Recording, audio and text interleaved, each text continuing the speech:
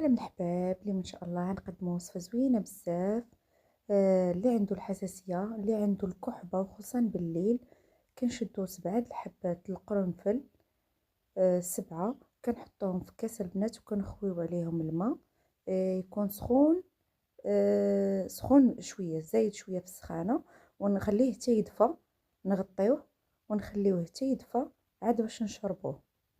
ها هو البنات الماء سخون، كنكبو عليهم، نغطيوه بشي طبيصيل ولا شي حاجه ونخليوه البنات حتى يدفى ونشربوه. كنشربوه في الليل من نجيو نعسو اولا في الصباح لمده 3 ايام، والله يشفي الجميع.